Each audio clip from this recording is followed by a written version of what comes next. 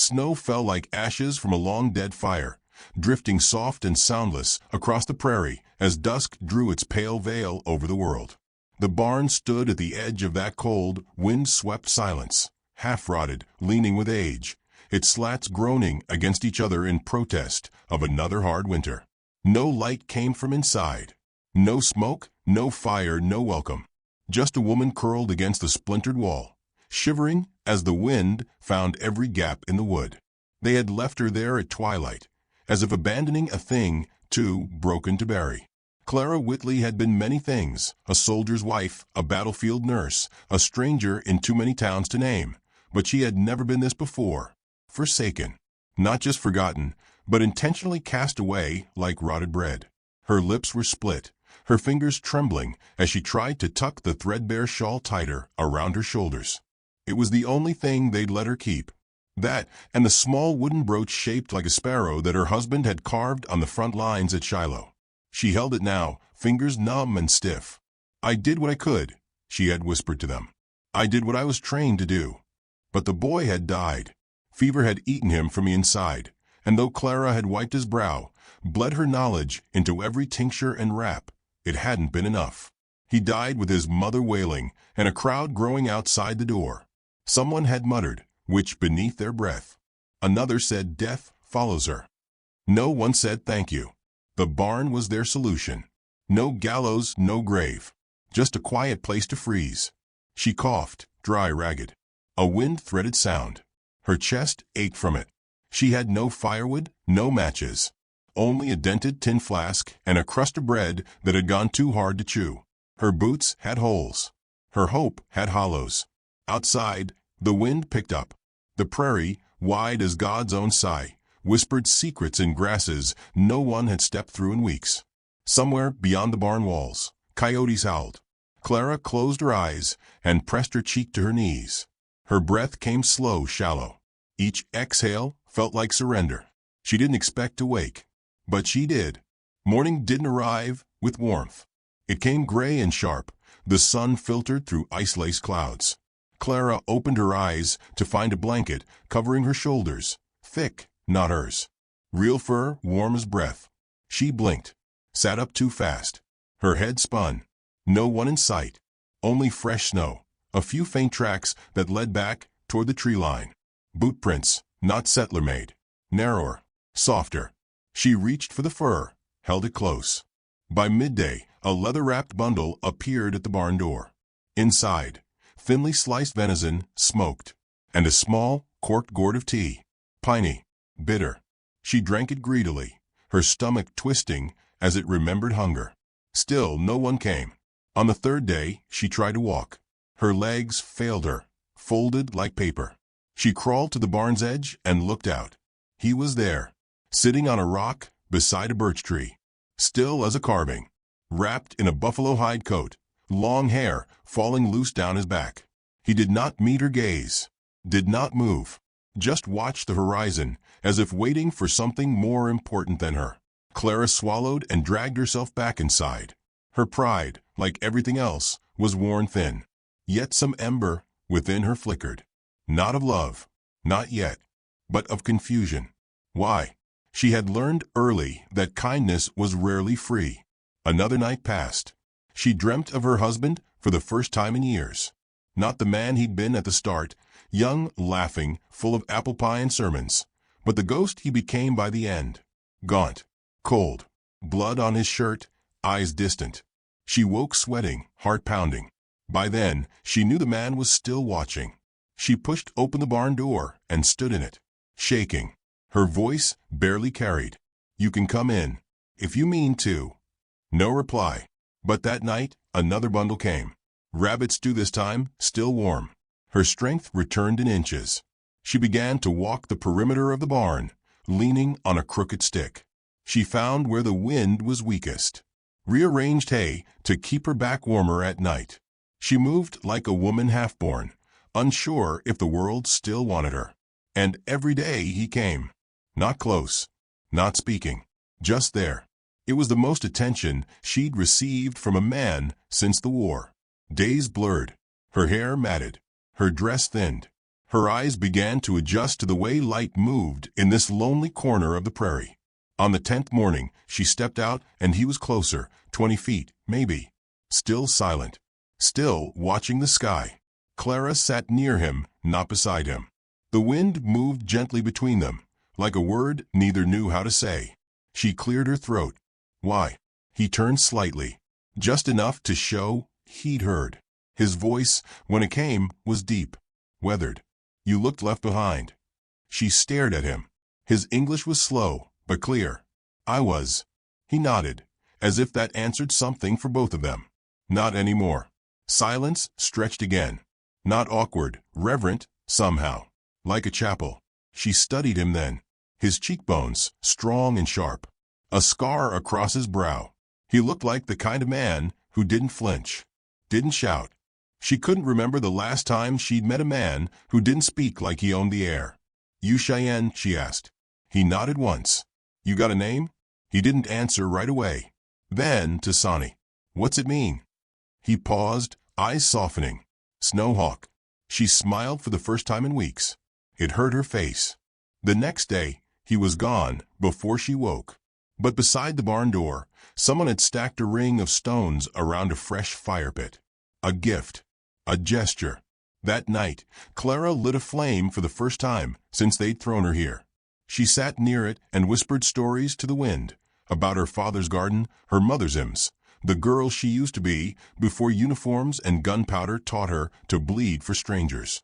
She spoke low, not knowing if he listened from the dark. But somehow she felt heard.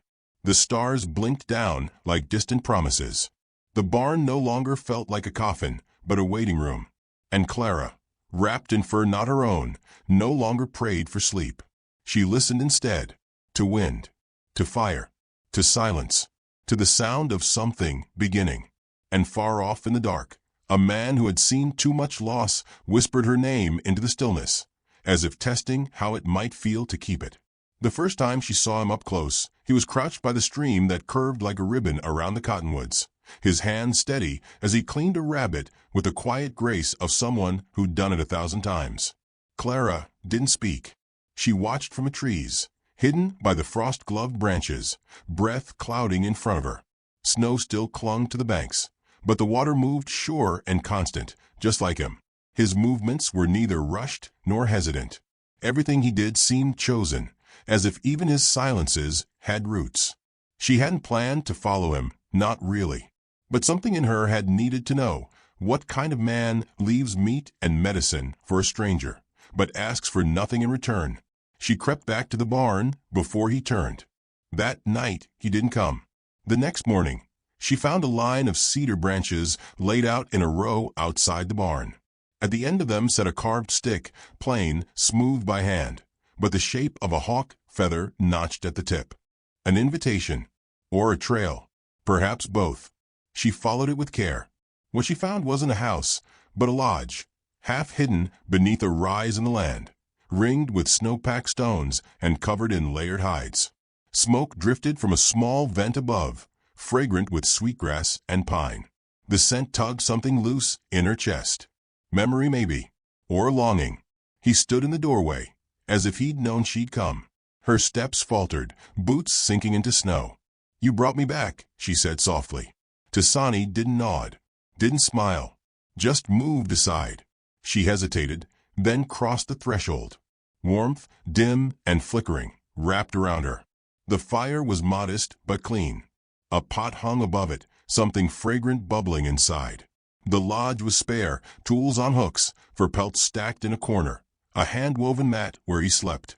Nothing wasted, nothing useless. She hovered by the entrance. I didn't come to stay. Still, he brought her a carved wooden bowl and ladled stew into it.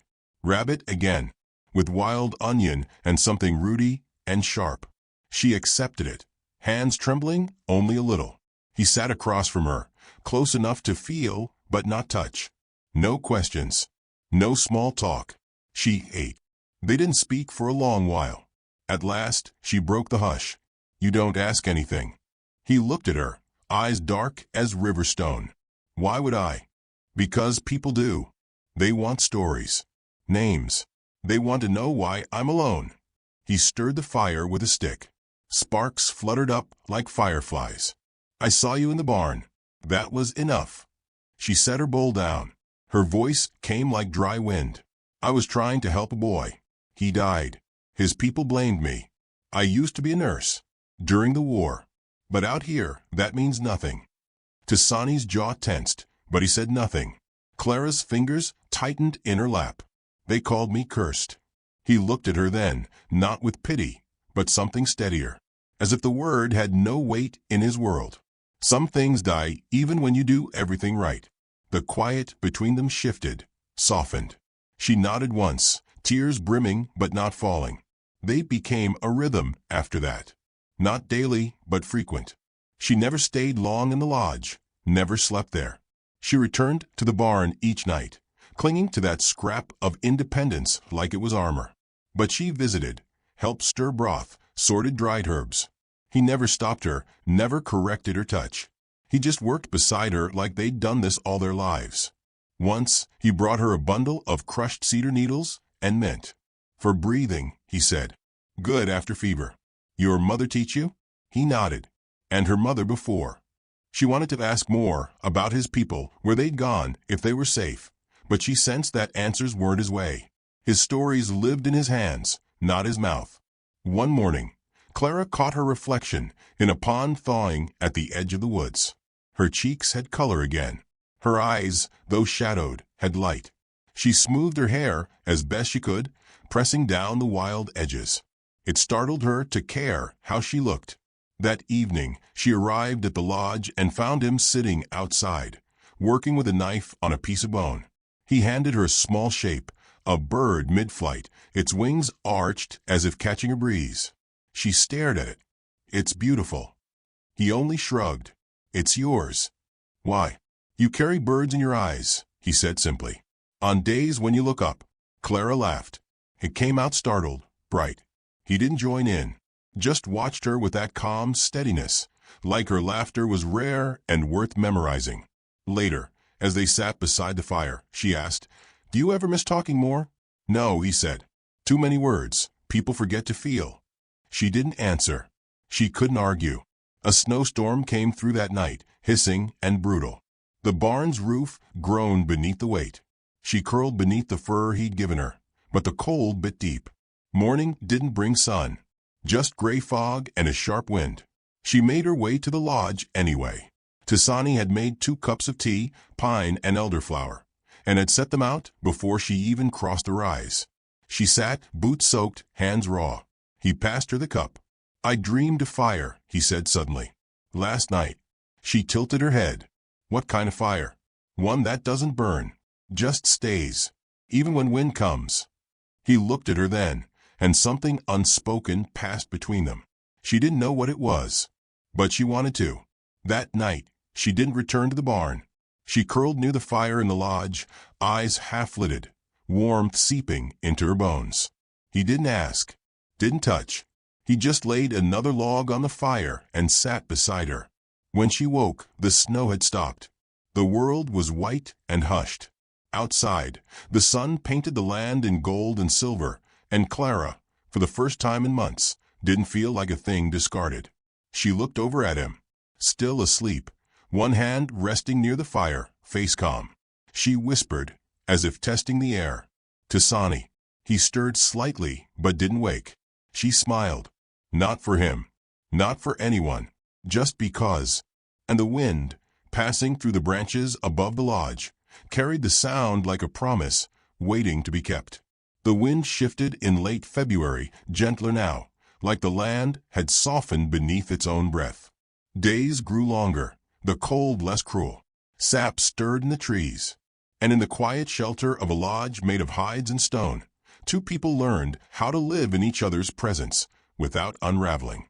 Clara no longer thought of the barn, not the smell of moldy straw, nor the splinters in her back, nor the way her name had tasted like pity in the settlers' mouths. The ache was still there, buried under the surface, but the sharpness had dulled. Pain, when shared in silence, seemed to lose its edges. She rose each morning before the sun, stepping outside to breathe the clean bite of air while Tasani worked with his hands. He carved, stitched, or stirred broth, always purposeful, always present. There was a steadiness to him, a patience she hadn't known she'd been craving until it began to shape the way her shoulders sat. She no longer hunched, no longer winced when spoken to. Her silence, once a shield, became a kind of thread between them.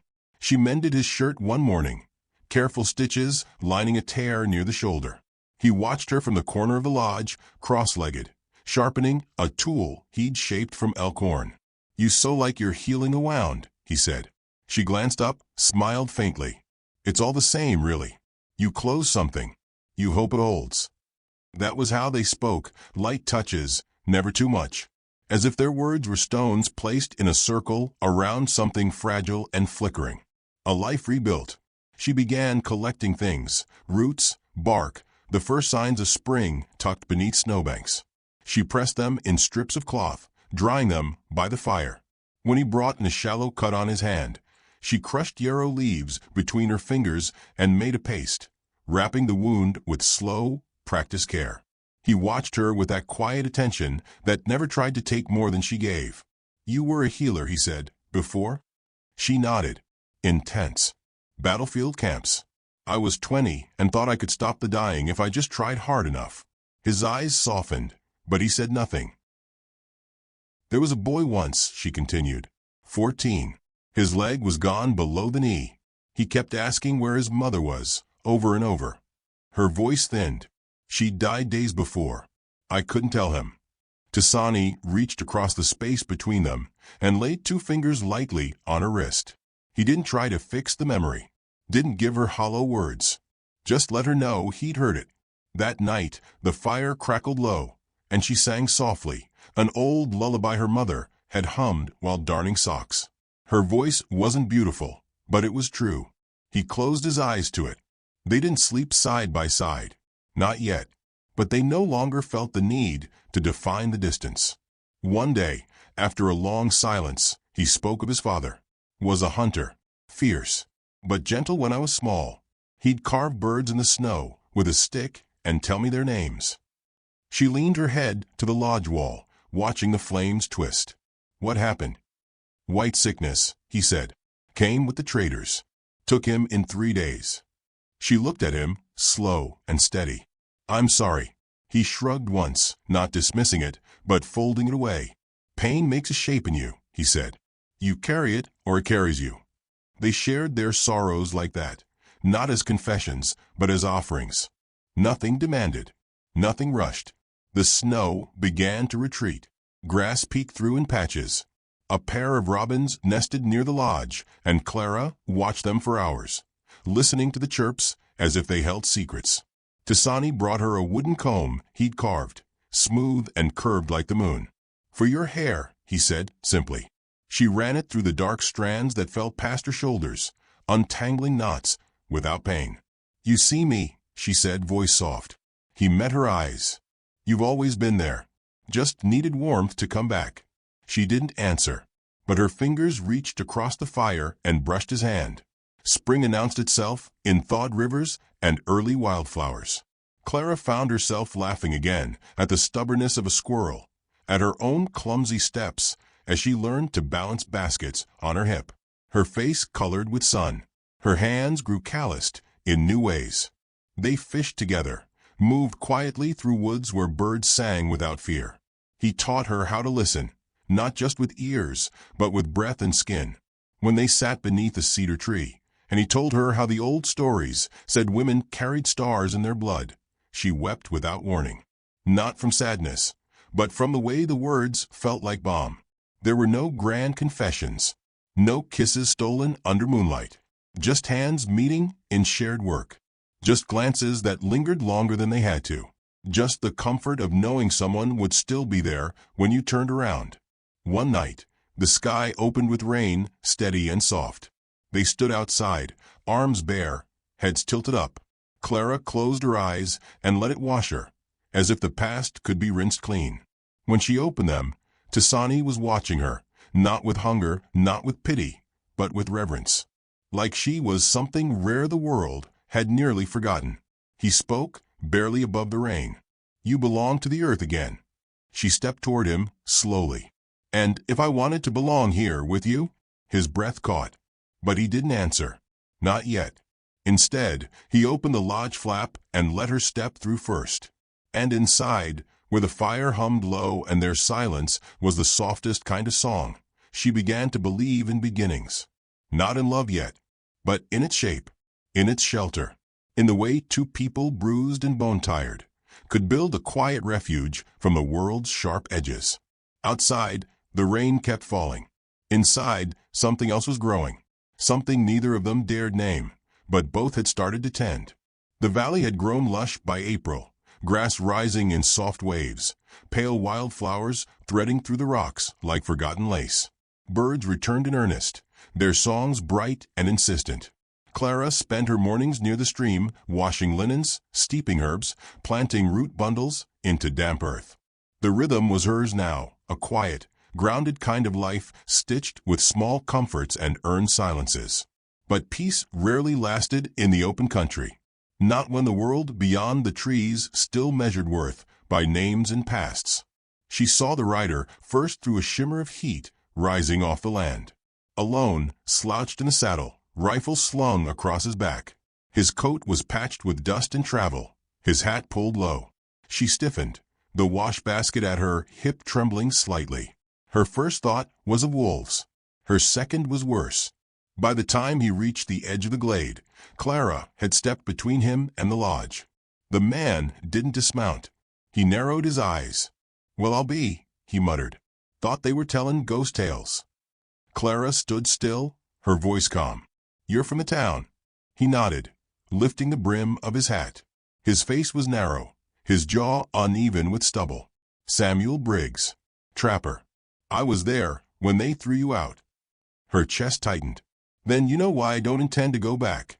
Briggs shrugged. "Didn't say I blamed you. But others, preacher and such, don't like stories traveling. Word got out.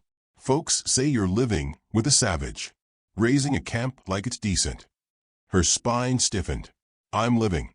That's more than they allowed." He spit into the grass. "They'll want proof. Might come up this way. Ain't no law out here, but you know how men get when their pride feels poked." He turned his horse before she could reply, leaving behind a path of bent grass and a bad taste in the air. That night, she told Tasani. He listened, silent as always, eyes unreadable in the firelight. "They think I belong to them," she said, hands clenched in her lap. "They couldn't kill me, so now they want to rewrite me. Pretend I never left. Or punish me for doing so." Tasani added a log to the fire, watching it catch. "You afraid?" She shook her head slowly. "I'm tired." He nodded once, as if that was the more honest thing. "We could move farther," he offered. "There are places west with deeper woods. No trails." She looked around the small space they'd built together. The bundles of herbs, the carved tools, the hanging strips of dried meat. The life that had grown in the cracks. "I don't want to run." He didn't press. He never did. Over the next few days, she noticed the change in him. Not fear, just a quiet tension. He ranged wider when hunting, checked the horizon more often, sharpened his knives with slower care. Clara spent the time gathering. She packed medicine bundles, organized roots, boiled bark into tinctures. Not because she expected blood, but because she knew healing wasn't something you did after. It was something you prepared for in advance. The men came on the fourth day. There were 5 of them, 2 on horseback, 3 on foot. The preacher led them, Reverend Markley, thick in the chest, his mouth always half filled with scripture and judgment. Behind him, Briggs again, eyes low. The rest were rough-set men Clara had seen once or twice around the edge of town, men who followed loud voices. She stood outside the lodge as they approached, arms crossed, the sun casting her shadow long over the grass. Tasani stood a few steps behind her, still quiet, a long knife resting against his hip, but unsheathed. "Miss Whitley," the preacher said, not bothering with courtesy, "you've caused quite the stir." She said nothing. He gestured toward the lodge. "You've taken up with the heathen, turned your back on good folks who gave you shelter." "You gave me a barn," she replied evenly, "and left me there to die." Murmurs flicked through the group. The preacher frowned. You brought that on yourself. You cursed the boy. No, she said, voice rising just slightly. I tried to save him. You needed someone to blame. And I was a widow. Alone. Easier than facing your own helplessness. The men shifted uncomfortably. Briggs looked away. We're not here to argue, Markley said. We've come to bring you home. The decent way. I have a home. With a savage, he spat. This isn't love. It's sickness. Confusion. Come now, Clara. You can be forgiven. The church will. I don't want your forgiveness, she said. The silence after that was heavy. The preacher stepped forward. I won't ask again. At that, Tasani moved, slowly, deliberately, stepping beside her. He didn't speak, but the message was clear. This was not a woman alone. The preacher reached for his rifle, and Clara moved faster. She stepped in front of Tasani, hand raised. Her voice cracked through the air like thunder over still water. No. They froze. I won't let you twist this into something ugly. You threw me away. He sheltered me, fed me. Let me grieve without shame. I owe you nothing. Markley's face flushed deep. You'll regret this. All of you. Clara turned to the other men. Do any of you really believe this is justice? That dragging me away from the first safe place I've known is some kind of salvation? One of the younger ones, a farm boy, barely more than 20, shifted his weight. His eyes flicked between Clara and the preacher.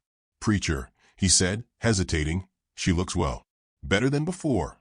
The preacher turned on him. You doubt the word? I doubt your age, the boy muttered.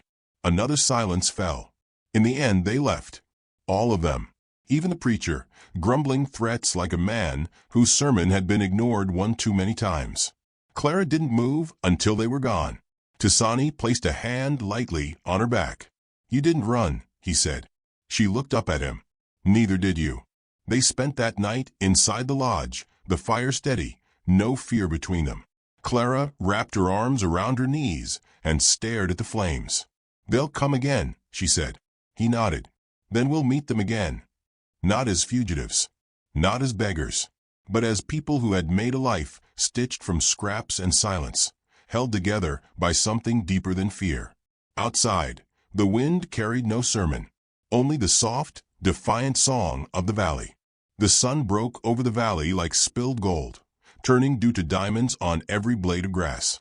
Clara stood barefoot outside the lodge, her hair braided back, a clean linen apron tied around her waist.